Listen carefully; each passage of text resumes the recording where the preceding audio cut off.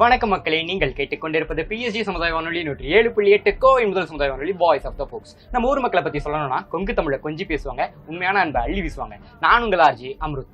இன்னைக்கு நம்ம இன்டர்வியூ யார் எடுக்க போறோம்னு கேட்டீங்கன்னா, 20th May 1986 புதுச்சேரியில் பிறந்த ஒருத்தர் தன்னோட திறமையை மட்டும் நம்பி ஒரு கஷ்டப்பட்டு ஒரு ஆர்ஜேவா, ஒரு விஜேவா, ஒரு டெலிவிஷன் பார்ட்னரா தனக்குன்னு ஒரு இடத்த பிடிச்சி கோடான கோடி மக்களுடைய இடத்துல தனக்குன்னு ஒரு இடத்த பிடிச்சிருக்காரு. அப்படிப்பட்ட பர்சனாலிட்டி கூட தான் நம்ம சந்திக்க போறோம். லெட்ஸ் வெல்கம் மாகாபா ஆனந்த் அவர்கள். வணக்கம்ண்ணா. வணக்கம்பா. எப்படி பாருங்க? நல்லா இருக்கு. பேர் என்னப்பா? அம்ருத்.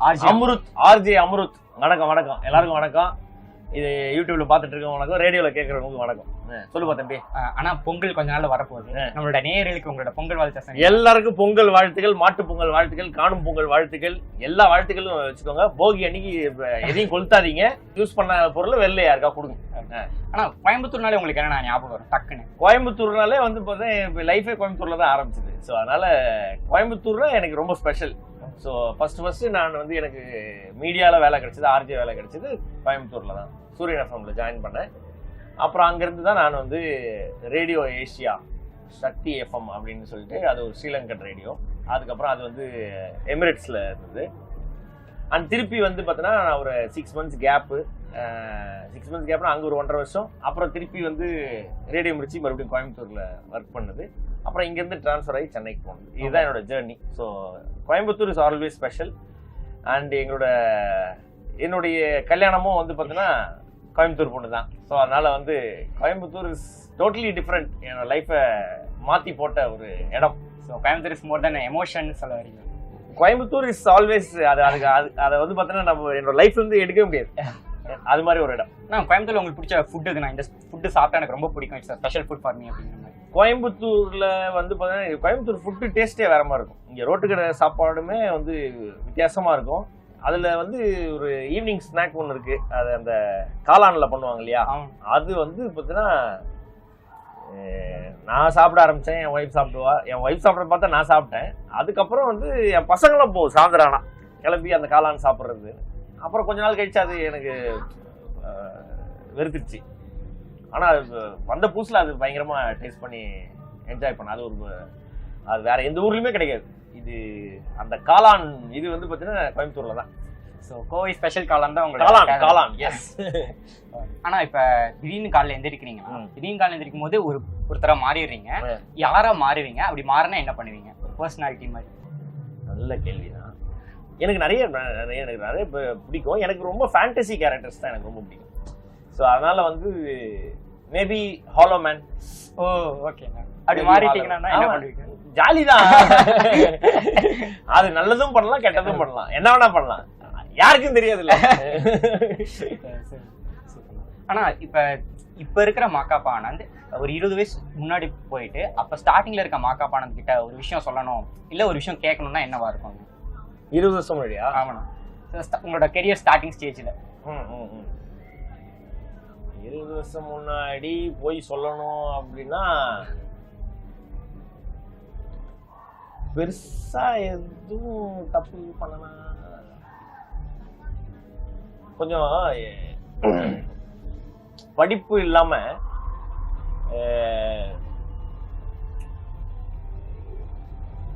ரொம்ப அந்த சமயத்துல என்ன பண்ணிருப்பாங்க ஒரு சொல்லுங்க, நான் சொல்றேன்.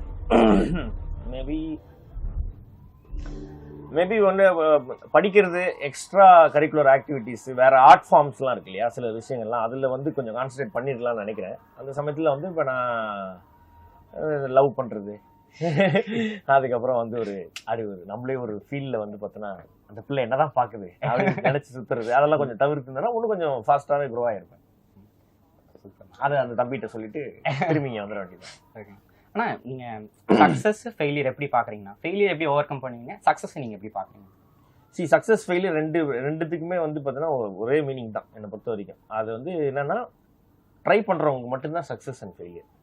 ட்ரையே பண்ணாதவங்க வந்து எனக்கு ஃபெயிலியர் ஆயிடுச்சுன்னு சொன்னாங்கன்னா எனக்கு பிடிக்காது. நீ ட்ரை பண்ணி அது ஃபெயிலியர் ஆகுதுன்னா கூட நம்ம வந்து பார்த்தோன்னா எஸ் இவன் ட்ரை பண்ணா அப்படின்னு. இப்போ நிறைய பேர் என்னன்னா அது ஒரு விஷயத்த ட்ரையே பண்ண மாட்டாங்க. அதுக்கான சிறுத்தி, அதாவது என்னன்னா அதை வந்து கத்துக்கணும் அப்படின்ற ஒரு விஷயமும் பண்ண மாட்டாங்க. பட் ஆனால் எனக்கு வந்து ஃபெயிலியர் ஆயிடுச்சு அப்படின்னா, ஸோ எல்லாருமே அந்த ஃபெயிலியர் அப்படின்ற வார்த்தை தான் வந்து இருக்கிறதுல ஸ்ட்ராங்கான வார்த்தை. சக்ஸஸ்ன்ற வார்த்தையோட ஃபெயிலியர்ன்ற வார்த்தை தான் வந்து ரொம்ப ரொம்ப ரொம்ப பவர்ஃபுல்லான ஒரு வார்த்தை. ஸோ அப்போ அது யாருக்கு ஃபெயிலியர் யாருக்கு முதல்ல கிடைக்கும் அப்படின்னு பார்த்தீங்கன்னா ட்ரை பண்ணுறவங்களுக்கு தான் கிடைக்கும். ட்ரை பண்ணுறவங்களுக்கு, அதை ப்ராக்டிஸ் பண்ணுறவங்களுக்கு, அதை வந்து பார்த்தீங்கன்னா பேஷனேட்டாக ஒரு விஷயத்தை லவ் பண்ணுறவங்க, அது எதுவாக இருந்தாலும் சரி, பிஸ்னஸாக இருந்தாலும் சரி, குக்கிங்காக இருந்தாலும் சரி, நாளைக்கு வந்து நீங்கள் படிக்கிற ஒரு விஷயமா இருந்தாலும் சரி, நீ அதை வந்து அது வெறும் மார்க்குக்காக நீ படிச்சுன்னா அது நாளைக்கு உனக்கு யூஸே ஆகாது. அதை வந்து யூ ஹேவ் டு அண்டர்ஸ்டாண்ட். அதை அண்டர்ஸ்டாண்ட் பண்ணி நீ நாளைக்கு தோத்து போறியா, ஒன்றும் பிரச்சனை கிடையாது. நீ உழைச்சதை பார்த்த உங்களுக்கு தெரியும், இந்த பையன் வந்து பார்த்தீங்கன்னா, இந்த பொண்ணு வந்து பார்த்தீங்கன்னா இதுக்காக உழைச்சாங்க, ஆனால் அவங்க தோத்துட்டாங்க. அது வந்து ஒரு பெருமையான விஷயம். So you have to take ரெண்டுத்துமே வந்து ஈக்குவலாக எடுத்துக்கிறது தான் பெட்டர். ஏன்னா நான் ஃபஸ்ட்டு ரேடியோலேருந்து டிவிக்கு மாறலாம் அப்படின்னு போனப்போ நான் போன ஒரு 3 இடத்துல எனக்கு ஃபெயிலியர் தான். ஸோ அப்போ நான் நினச்சி நான் வந்து இல்லை இது வேண்டாம். ஸோ அப்போ நான் ட்ரை பண்ணியிருக்கேன். ஸோ ட்ரை பண்ண 3 இடத்துல எனக்கு தெரிஞ்சிச்சு இந்த தப்பெல்லாம் பண்ணியிருக்கேன் அப்படின்னு. 4வது இடத்துல நான் என்ன பண்ணேன்னா ஓவர் டூவே எதுவும் பண்ணல. நான் எப்படி இருந்தேனோ அப்படியே இருந்தேன். நான் இன்னைக்கு உட்காந்து உங்க கூட பேசிட்டு இருக்கேன், அவ்வளோதான், வேறு எதுவுமே கிடையாது. So that is what. நம்ம ஜெயிக்கிறோமா தோக்குறோம் முக்கியம் இல்லை, முயற்சி பண்ணுறோமாங்கிறது. முயற்சி பண்ணால் தான் ஃபெயிலியருக்கான மீனிங்கே தெரியும். இல்லைன்னா நம்ம வந்து எதுவுமே பண்ணாமல் ஃபெயிலியர் ஆயிடுச்சிங்க அப்படிலாம் சில பேர்லாம் சொல்லிட்டு இருப்பாங்க. அது தப்பு, அது மாதிரி பண்ணக்கூடாது. ஆனால் ஒரு ஃபன் கொஸ்டினா, நீங்கள் வந்து எந்த ஸ்டேஜ் ஏறினாலும் அந்த ஸ்டேஜில் உங்களோட யூனிக்னஸ் வச்சு நீங்கள் சூப்பராக பண்ணுவீங்க. ஆனால் ஒரு ஸ்டேஜ் ஏறும்போது யார் சாமி இவங்கன்னு சொல்லிட்டு நீங்களே பிரமிச்சு போனவங்க ஏதாவது மொமெண்ட், யாராவது க்ரீன் வந்து சூப்பராக பண்ணுறாங்களேன்னு சொல்லிட்டு நீங்களே அஸ்டானிஷ் ஆன மொமெண்ட் ஏதாவது இருக்காங்க? வேற யாரையா பார்த்து நீங்க பெர்ஃபார்ம் பண்ணலாம் போயிருப்பீங்க, திடீர்னு பார்த்தா யாரு சாமி இவங்க நம்மளோட சூப்பரா பண்ணாங்க, நீங்களே அஸ்டானிஷ் பரவாயில்லையே சமல்ல அப்படின்னு நினைக்கக்கூடிய மொமெண்ட்? நான் நிறைய மியூசிக் ஷோஸ் அது மாதிரி இருக்கிறதுனால வந்து மியூசிஷியன்ஸ் தான் பார்த்து பயங்கரமா இருப்பேன். ஏன்னா ரொம்ப சாதாரணமா அப்படியே ஒரு தோல்ல ஒரு இதை போட்டு கிட்டாரை போட்டு அப்படியே போயிட்டு இருப்பான், ஆடுறான் அப்படின்னு பார்த்தோன்னா ஸ்டேஜில் பார்த்தீங்கன்னா வேற மாதிரி ஒன்று பண்ணுவானுங்க. அது வந்து அவன் பார்க்கறதுக்கும் அவன் வாசிக்கிறதுக்கும் வந்து வேற மாதிரியான ஒரு டிரான்ஸ்ஃபர்மேஷன். ஆமாம். ஸோ எவ்ரி மியூசிஷியன், ஒரு ஆர்டிஸ்ட் மியூசிஷியன் யாரை பார்த்தாலுமே சரி, அது வந்து பார்த்தீங்கன்னா எனக்கு ஒரு மாதிரி எக்ஸைட்மெண்ட் ஆகிடும். நான் என்னடா இப்படி பண்ணுறாங்களே அப்படின்னு சொல்லி. ஸோ எவ்ரிடே வந்து அது மாதிரி நிறைய கேரக்டர்ஸ் லைஃப்பில் பார்த்துருக்கேன். சொல்லணும்னா அது பெரிய லிஸ்டே இருக்கு. நான் ஃபைனல் கொஸ்டின், உங்களோட எவர் கிரீன் ஷோ அது இது அந்த இதில் அந்த ஷோவில் வந்து இந்த மொமெண்ட்டை நினச்சி பார்க்குறப்ப எனக்கு சரி இப்போ கூட நினச்சி சிரிப்பேன் அப்படின்னு சொல்லிட்டு நீங்கள் செரிஷ் பண்ணுற மொமெண்ட் தான் இருக்கு. அதில் செரிஷ் பண்ணுற மொமெண்ட்னா அது ஷோவே ஜாலியாக தான் இருக்கும். எனக்கு இப்போ அது ரொம்ப ஹாப்பியாக இருக்கும் அந்த ஷோவே. டைம் போகிறதும் தெரியாது, ஜாலியாக அது ஒரு சிரிச்சு ஃபுல் கலாட்டாக இருக்கும். ஷோ பண்ணுறோன்ற ஒரு ஃபீலே இல்லாத ஒரு ஷோ அது. ஸோ அது வந்து பார்த்தீங்கன்னா எவ்ரி மூமெண்ட் இது. அதில் வந்து ராமர் நிறைய வந்து பார்த்தீங்கன்னா இந்த ஒரு மாதிரி இந்த கூத்தாடுற மாதிரி ஒரு கெட்டப் போட்டு ஒன்று பண்ணுவார். அது மேபி நீங்கள் சர்ச் பண்ணி பார்த்தா ஆத்தாடி என்னோட அதுதான் பண்ணாதான்னு தெரியல. அதெல்லாம் வந்து பிளாஸ்ட். அதெல்லாம் அதே மாதிரி வடிவேலு பாலாஜியோட எபிசோட்ஸ் நிறைய பேர் இருக்காங்க. அதெல்லாம் அவரும் எதுவுமே பண்ண மாட்டாரு, வந்து அவர் மூஞ்ச பார்த்தாலே அவுட் ஆகி விட்டு போயிடுவார். ஸோ அதெல்லாம் எனக்கு வந்து ரொம்ப அதெல்லாம் ஒரு பியூட்டிஃபுல்லான ஒரு ஷோ. அதெல்லாம் எப்படி பண்ணோம், எவ்வளோ வருஷம் போச்சு அப்படின்றதெல்லாம் தெரியவே இல்லை. இன்னைக்கும் I love that show, miss that show. சூப்பர்ண்ணா. ஆனால் வந்து நீங்கள் எங்களோட டேக்லைன் சொன்னீங்கன்னா எங்களோட நேரம் ரொம்ப ஸ்பெஷலாக இருக்கும்.